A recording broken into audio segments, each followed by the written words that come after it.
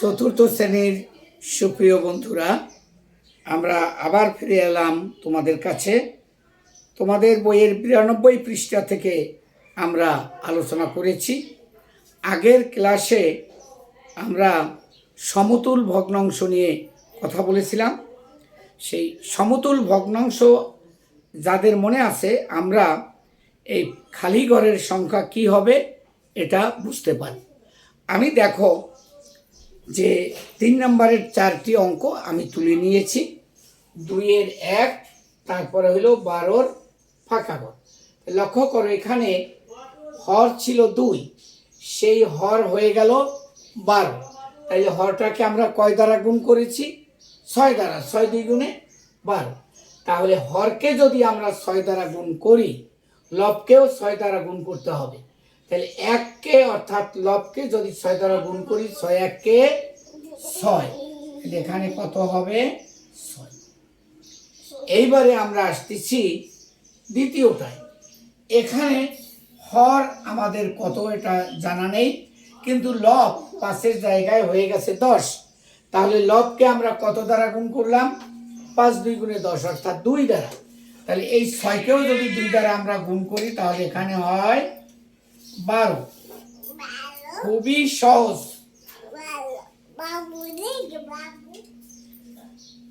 এবারে 3 থেকে 12, অর্থাৎ এই লবকে আমরা 4 দ্বারা গুণ করেছি। 4 3 12, আর এখানে হবে কি?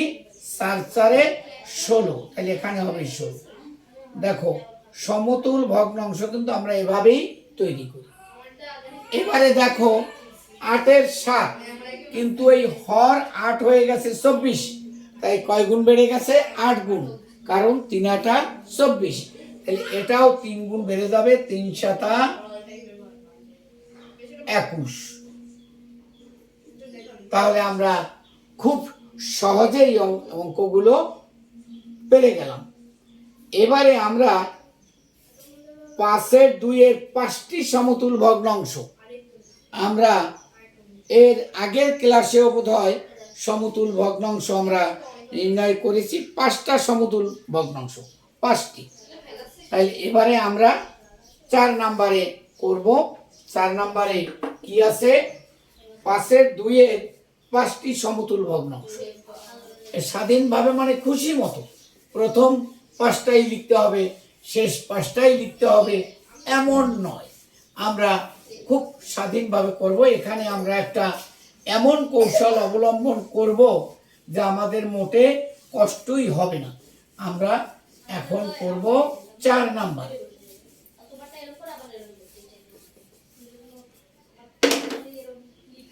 4 নম্বরে 5-এর 2-এর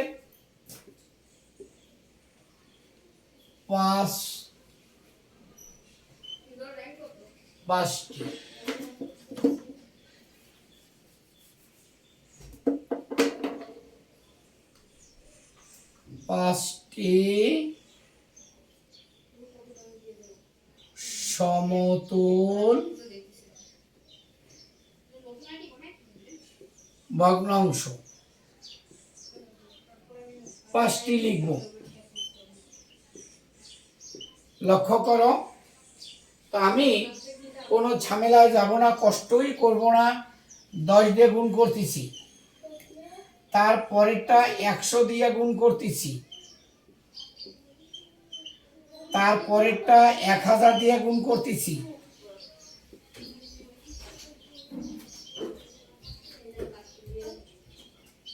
তারপরেরটা আরো 1000 10,000 দিয়ে গুণ করতেছি, অর্থাৎ 4টা শূন্য হবে। আর এখানে 2-এর পর 4টা শূন্য। যেহেতু 5টা আর একটা লিখি, নিচে লিখলাম।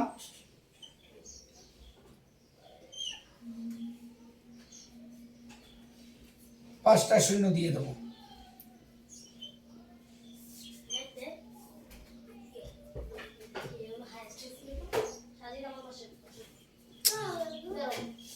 তার মানে আমি কি করলাম,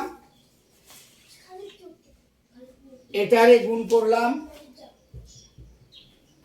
এই প্রথম 10 দিয়া উভয়টাকে গুণ করেছি, তারপরে 100 দিয়া, তারপর 1000 দিয়া, তারপর 10,000 দিয়া, তারপর লক্ষ দিয়া আমরা এইভাবে গুণ করেছি। একক, দশক, শতক, হাজার, লক্ষ, লক্ষ দিয়ে গুণ করেছি, হয়ে গেছে।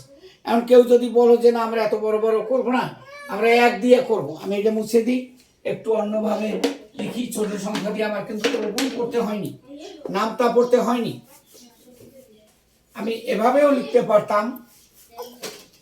ধরো 2 দিয়ে গুণ যদি করি,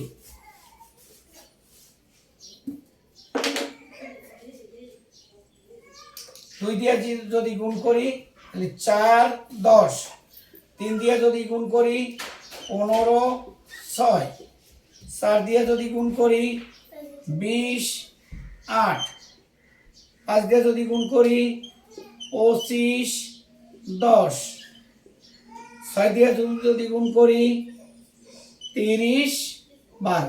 আমরা এভাবে ছোট করেও করতে পারতাম। কাজী 5টি সমতুল ভগ্নাংশ যে যার মতো, তোমরা যদি একটা হলে 100 জনে পরীক্ষা দাও, এই উত্তরটা 100 জনের 100 রকমের হতে পারে, এবং যারাই করবে প্রত্যেকের অঙ্কই সঠিক হবে। এবারে আমরা এখানে আমরা একটা মজার জিনিস মনে রাখবো, তোমাদের বই আছে, বই থেকে পড়ছি, কোনো ভগ্নাংশের হর এবং লবকে একই সংখ্যা দ্বারা ভাগ করলে বা গুণ করলে ওই ভগ্নাংশের সমতুল ভগ্নাংশ পাওয়া যায়। এবারে আমরা 5 নম্বরে খালি ঘরের সংখ্যাগুলো নির্ণয় করব। এটাও আমরা যারা সমতুল ভগ্নাংশ বুঝতে পেরেছি তাদের জন্য সহজ হবে। আমরা 5 নম্বরে যাচ্ছি।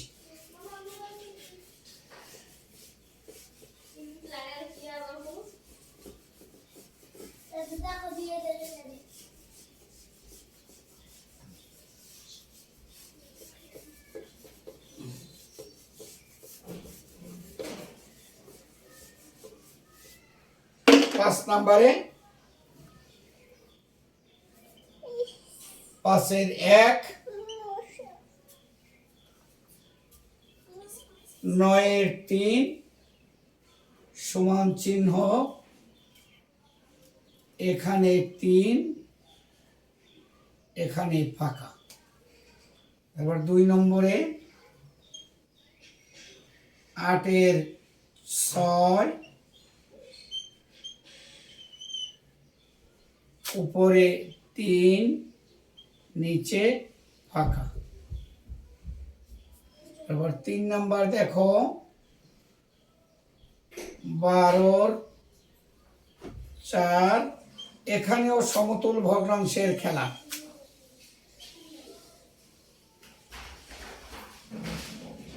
উপরে 1।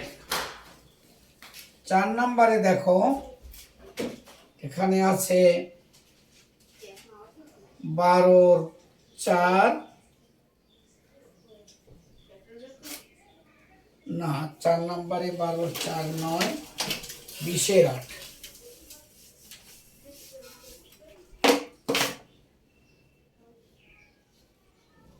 20-এর 8, আর এখানে হইল 5, আর উপরে ফাঁকা ঘর। লক্ষ্য করো, আমরা এর আগে শিখেছি, দেখো 9-এর 3, 9-এর জায়গায় 3 হয়েছে, তার মানে 9-কে 3 দ্বারা ভাগ করা হয়েছে। এর আগে আমরা গুণ করেছি, এবারে ভাগ দেখতে পাচ্ছি। 9-কে 3 দ্বারা ভাগ দিলে 3 হয়, তাহলে এটাকেও 3 দ্বারা ভাগ করতে হবে। 3-কে 3 দ্বারা ভাগ করলে 1 হয়। দেখো কত সহজভাবে হয়ে গেল। এবারে দেখো 8-এর 6, তা 8 এখানে কত আমরা জানি না, কিন্তু 6-এর এখানে 3 হয়েছে, এইটা কি করে হলো? অবশ্যই 6-কে আমরা 2 দ্বারা ভাগ করেছি, কারণ তোমরা যদি আলাদাভাবে দেখো যে এই যে 2, 6-এর ভাগ দাও, 3 2 গুণে 6, তাহলে এখানে কত হয়েছে, কি করে এটা হলো? 2 দ্বারা ভাগ করে, তাহলে এটাকে আমরা 2 দ্বারা ভাগ করব। 2 দ্বারা ভাগ করলে কত হয়? 7। এবারে 12 4, 4-এর ওখানে দেখতে পাচ্ছি 1, তাহলে এখানে 4 দ্বারা ভাগ করছে, তাহলে 12-কেও 4 দ্বারা ভাগ করলে হবে 3। এইবারে 20-এর 8, হাই 20 পরিবর্তন হয়ে 5 হয়ে গেল, অর্থাৎ এটাকে 4 দ্বারা ভাগ করা হয়েছে। তাহলে এটাকেও যদি 4 দ্বারা ভাগ করি, যে আমরা নামটা জানি 4 2 গুণে 8, অর্থাৎ এখানে হবে 2। তাহলে দেখো এখানে সব কটি অঙ্কও একই রকমের হইল। বন্ধুরা, আজকের ক্লাস আমরা এখানেই শেষ করছি। পরবর্তী আবার তোমাদের সাথে দেখা হবে। ধন্যবাদ সবাইকে।